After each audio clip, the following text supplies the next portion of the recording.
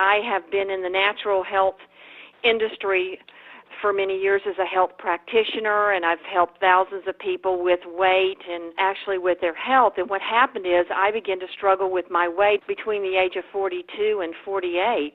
As a result of that, I began to look at, okay, how could I begin to manage my weight? And so the inspiration from the book came about as I basically went through my own process of losing weight. And as a result of that, I realized, oh my goodness, this is so revolutionary that we've become carbophobic in this country about carbohydrates, and fiber is a very, very important component that we've dropped out of our diet, and it's very, very important in helping us to lose weight. And so as a result of that, I used fiber to help me lose weight, and then as I began to do more and more research on it, I found 4 ways in which fiber really, really does turn on your ability to manage your weight.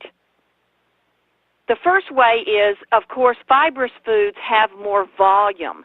So the first way in which fiber helps you lose weight is that it makes you feel fuller. I mean, it's going to fill up your stomach faster.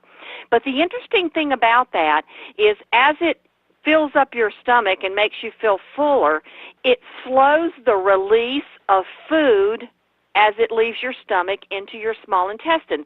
So therefore, it slows down the rate at which you absorb sugar. So it begins to help control your blood sugar.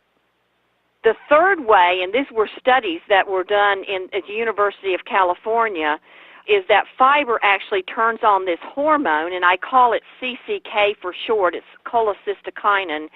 And when you eat a steak, for example, the fat, we all know that fat turns on this hormone that tells the brain that you're full. And the interesting thing about fiber is they found through studies that fiber turns on the same hormone. So therefore, when you eat a high fiber meal, you get the release of the CCK hormone in the body, which tells the brain that you're full. So it's a really, really neat thing that you've got fiber and fat have the same mechanism in the body in turning on this hormone.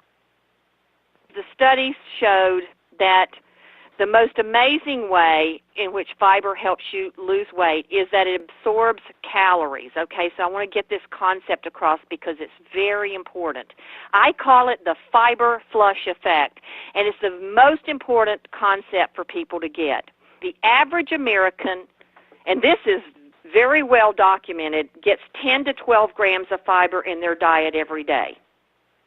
Now, I've taken you to 35 grams because of this reason.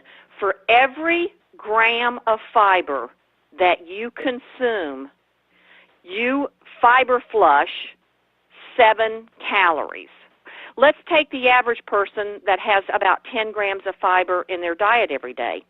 They fiber flush about 70 calories a day. So what that means in very simple terms is they don't absorb 70 calories out of what they've eaten. So if they've eaten 1,600 calories for the day, they have not absorbed 70 of those. They get the benefit of 1,530 calories. That makes sense.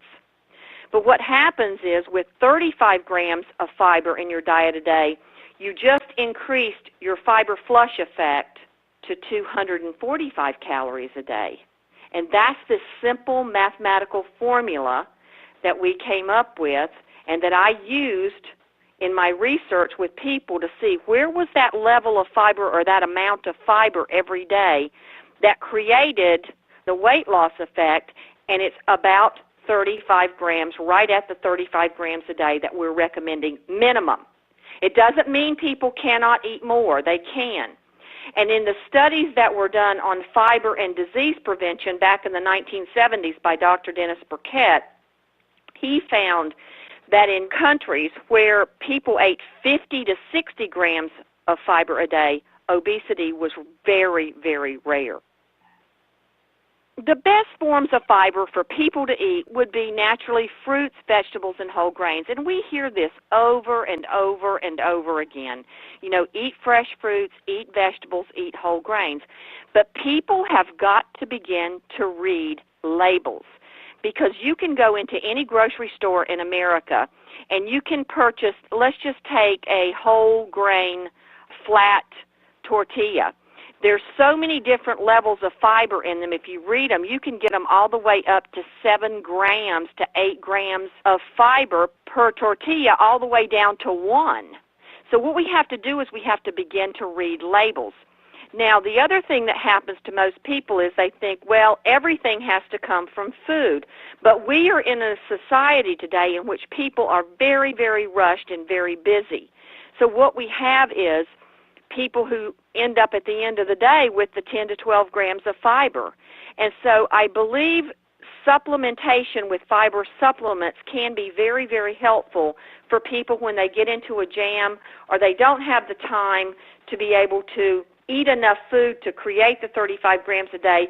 There is supplementation that is available for it. Doesn't mean they have to do that all the time, but if they begin to count this 35 grams a day, and this is very, very easy to get your 35 grams a day, but if you see you're short at the end of the day, fiber supplementation has evolved. And the concept that most people have about fiber supplementation is it's like eating cardboard or drinking sand.